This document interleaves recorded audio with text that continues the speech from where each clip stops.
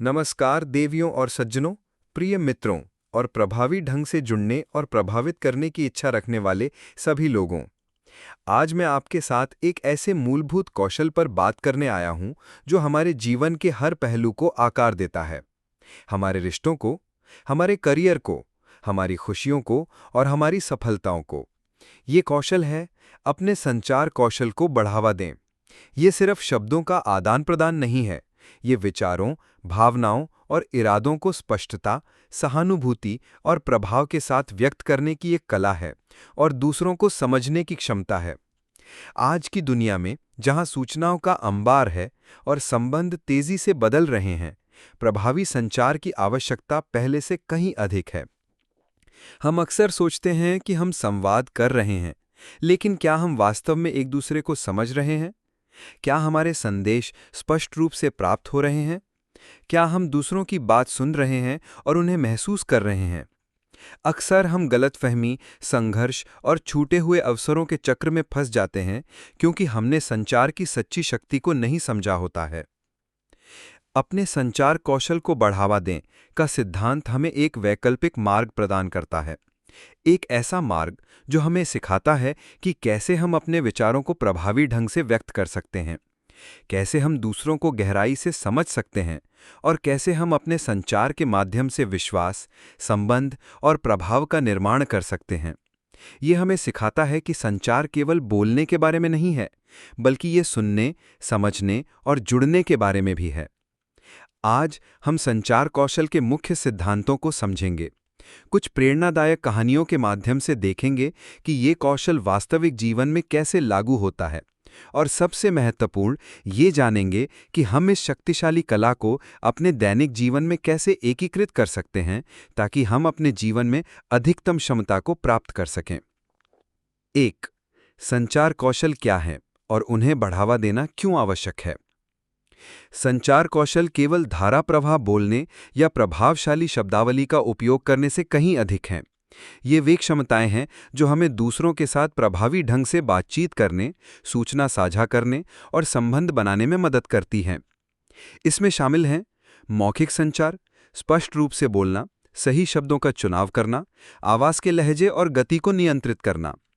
Non verbal communication, शरीर की भाषा, चेहरे के भाव, आंखों का संपर्क और इशारों का प्रभावी ढंग से उपयोग करना।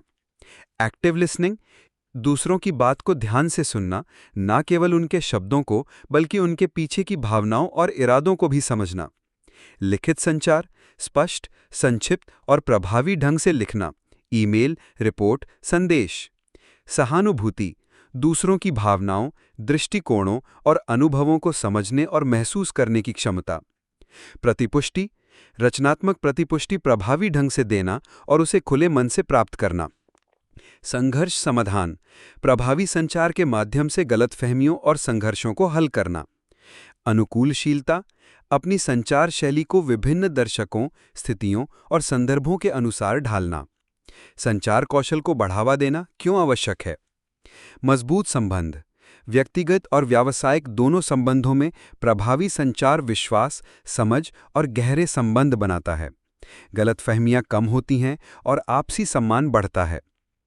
करियर में सफलता, स्पष्ट संचार कौशल आपको नौकरी पाने, पदोन्नति प्राप्त करने, टीमों का नेतृत्व करने, ग्राहकों के साथ संबंध बनाने और प्रस्तुतियों में प्रभावी होने में मदद करता है।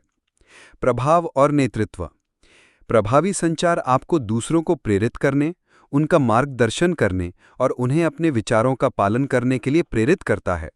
एक अच्छा संचारक एक अच्छा नेता होता है।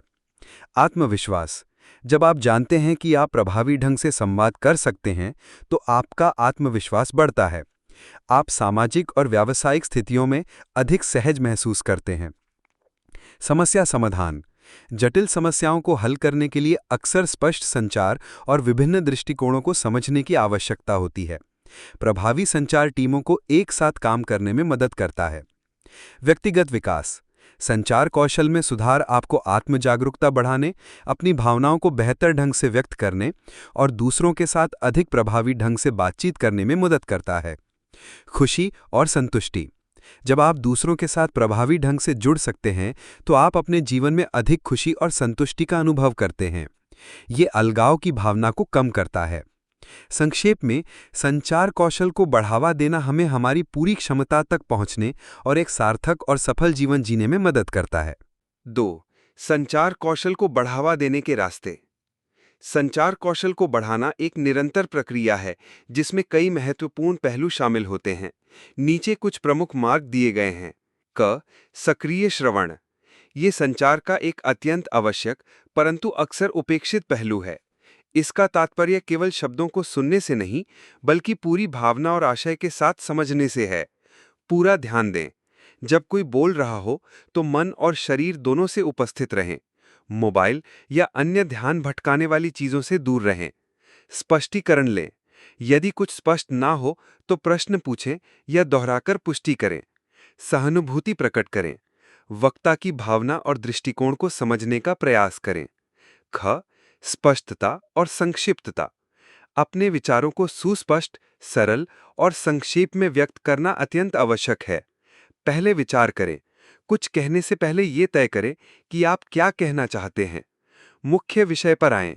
अनावश्यक विवरणों से बचें। सरल भाषा का प्रयोग करें। जटिल और तकनीकी शब्दों से परहेज करें, विशेषकर जब सामने वाला व्यक्ति भिन्न पृष्ठभूमि से हो। ग. अव्यक्त संचार, गैर मौखिक भाषा।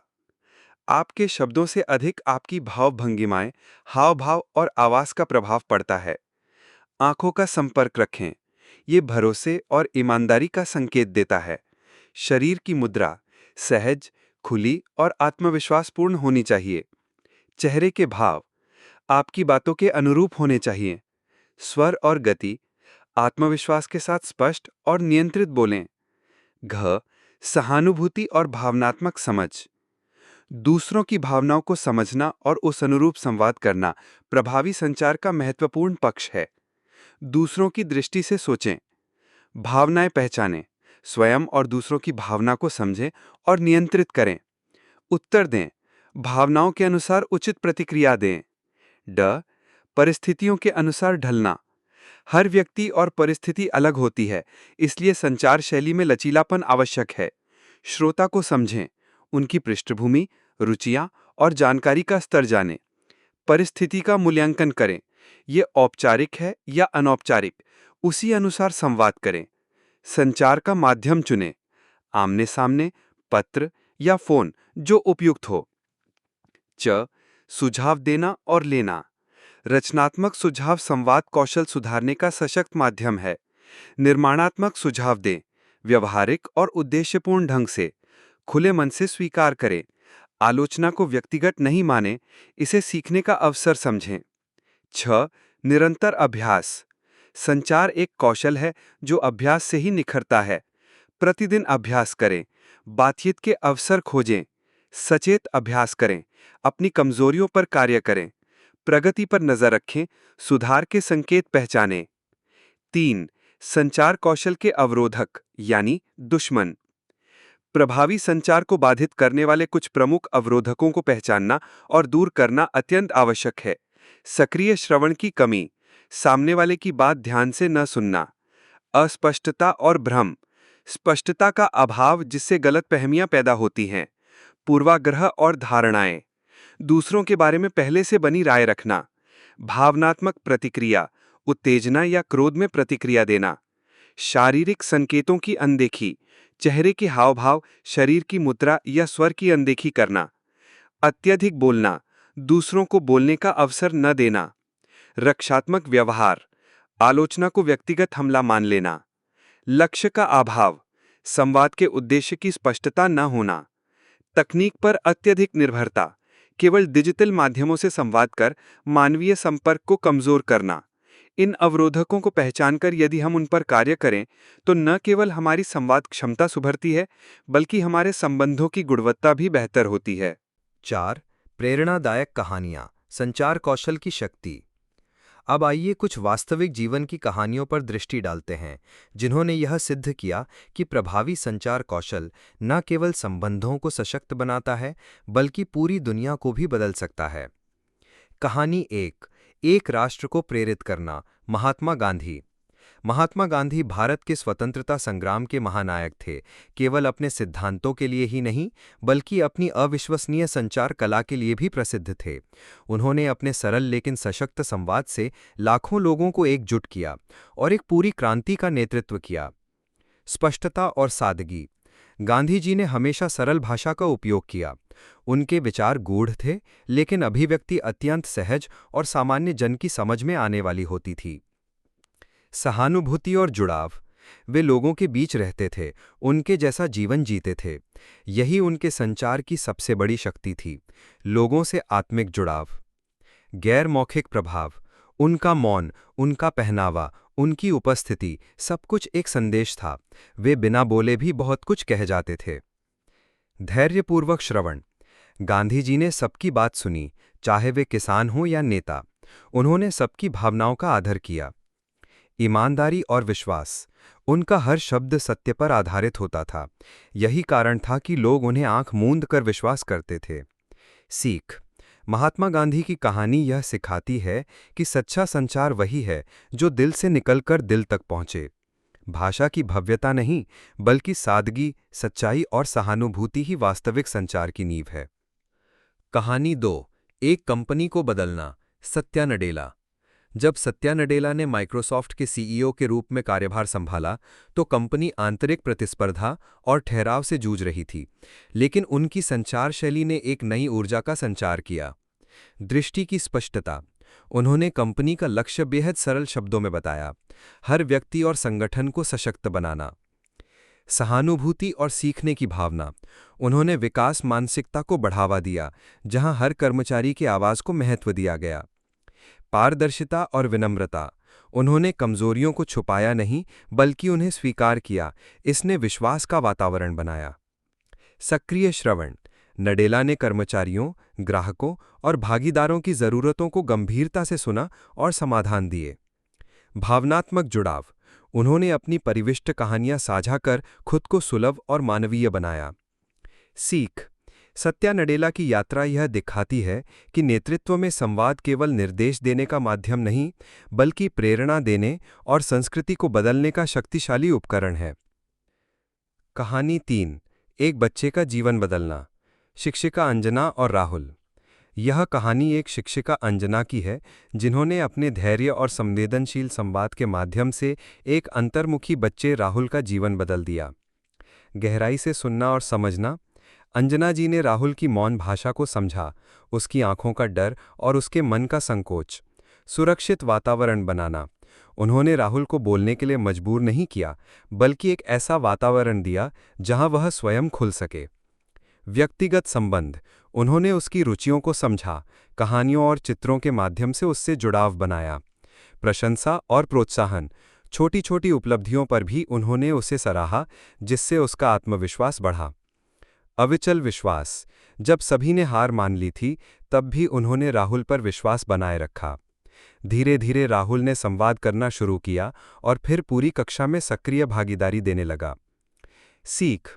यह कहानी यह सिद्ध करती है कि संचार केवल शब्द नहीं होता, यह धैर्य, विश्वास और सहानुभूति का पुल होता है, जो किसी के जीवन को बदल सकता है। निष्कर्ष। इन 3 कहानियों में भले ही पृष्ठभूमि अलग हों, एक राष्ट्र, एक वैश्विक कंपनी और एक विद्यालय, पर मैसेज एक ही है। प्रभावी संचार एक परिवर्तनकारी शक्ति है। चाहे आप एक नेता हों, शिक्षक हों या साधारण व्यक्ति, अगर आप ध्यान से सुनते हैं, सहानुभूति से जुड़ते हैं और स्पष्टता से बोलते हैं, तो आप दुनिया को बदल सकते हैं, एक व्यक्ति, एक संगठन या एक राष्ट्र तक। 5. अपने संचार कौशल को कैसे बढ़ावा दें? व्यावहारिक कदम। संचार केवल बोलने की कला नहीं है, ये एक कला और विज्ञान दोनों है, जो आपके संबंधों, करियर और आत्मविकास को नई ऊंचाइयों पर ले जा सकता है।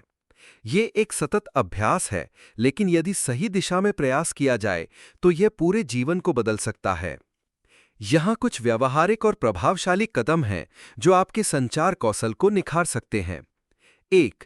सक्रिय श्रवण का अभ्यास करें। जब कोई बोल रहा हो, तो सिर्फ सुने नहीं, पूरी उपस्थिति से सुने। बिना जवाब तैयार किए उनके शब्दों, हाव-भाव और भावनाओं को समझें। आंखों का संपर्क बनाए रखें और सिर हिलाकर या हूं समझा जैसे संकेतों से दिखाएं कि आप वास्तव में सुन रहे हैं। 2. स्पष्टता और संक्षिप्तता पर ध्यान दें। बोलने से पहले सोचें क्या कहना है, क्यों कहना है और कैसे कहना है। लंबे और जटिल वाक्यों से बचें। आपके शब्द सरल, उद्देश्यपूर्ण और प्रभावी होने चाहिए। 3. गैर मौखिक संचार पर ध्यान दें। आपका शरीर भी बातें करता है। आपके चेहरे के हाव भाव, हाथों की चाल, बैठने का तरीका और आपकी आवाज का उतार चढ़ाव, ये सब आपके संदेश को मजबूत या कमजोर बना सकते हैं। 4. सहानुभूति विकसित करें। दूसरों की जगह खुद को रखें। उनके नजरिए, भावनाओं और अनुभवों को समझने का प्रयास करें। ये जुड़ाव को गहरा करता है और संवाद को सशक्त बनाता है। 5. प्रश्न पूछें। खुले अंत वाले प्रश्न पूछें, जैसे आप क्या सोचते हैं, आपको कैसा लगा। ये दूसरों को अधिक खुलने और बातचीत को समृद्ध बनाने का अवसर देता है। 6. प्रतिपुष्टि दें और स्वीकारें। रचनात्मक और सकारात्मक फीडबैक दें। आलोचना नहीं, मार्गदर्शन करें। और जब आपको फीडबैक मिले तो खुले मन से स्वीकारें, वो आपकी वृद्धि का आधार बन सकती है। 7. अपनी शैली को अनुकूलित करें। हर व्यक्ति और हर परिस्थिति अलग होती है। क्या सामने वाला संख्याओं से समझता है या कहानियों से? क्या वो औपचारिक है या अनौपचारिक? अपने संदेश को उसके अनुरूप ढालें। 8. भावनात्मक बुद्धिमत्ता विकसित करें। अपनी और दूसरों की भावनाओं को पहचानें और नियंत्रित करें। कभी भी गुस्से या तनाव में संवाद न करें। शब्द हथियार भी बन सकते हैं और सेतु भी। 9. लगातार अभ्यास करें। हर दिन संवाद करने के अवसर खोजें। परिवार, दोस्त, ऑफिस या सोशल मीडिया। जानबूझकर बोलें, सुनें और खुद को सुधारें। 10. सकारात्मक रहें। आपकी ऊर्जा और दृष्टिकोण संचार में झलकती है। एक सकारात्मक दृष्टिकोण संवाद को सहज और प्रेरणादायक बनाता है। 11. विवादों को रचनात्मक रूप से हल करें। संघर्ष जीवन का हिस्सा है, लेकिन संवाद उसका समाधान है। लोगों पर नहीं, समस्याओं पर ध्यान दें। हम बनाम समस्या, न कि मैं बनाम तुम। 12. धैर्य रखें। संचार कौशल कोई एक रात में आने वाली चीज नहीं। गलतियां होंगी, उनसे सीखें, हंसें और आगे बढ़ें। हर छोटा सुधार एक बड़ी सफलता की ओर कदम है। निष्कर्ष, अपने संचार कौशल को बढ़ावा दें। केवल एक सलाह नहीं, ये एक जीवन दर्शन है। ये हमें सिखाता है कि संचार सिर्फ शब्दों का आदान प्रदान नहीं, बल्कि विचारों, भावनाओं और आत्मा का संवाद है। जब हम प्रभावी रूप से संवाद करना सीखते हैं तो गलतफहमियां कम होती हैं, रिश्ते मजबूत होते हैं, करियर की राहें खुलती हैं और सबसे बड़ी बात, हम खुद को बेहतर ढंग से जान पाते हैं। याद रखें, आपका संचार आपकी शक्ति है। इसे समझदारी से प्रयोग करें। आज से, अभी से शुरू करें। अपना संवाद सुधारें और जीवन संवारें। धन्यवाद।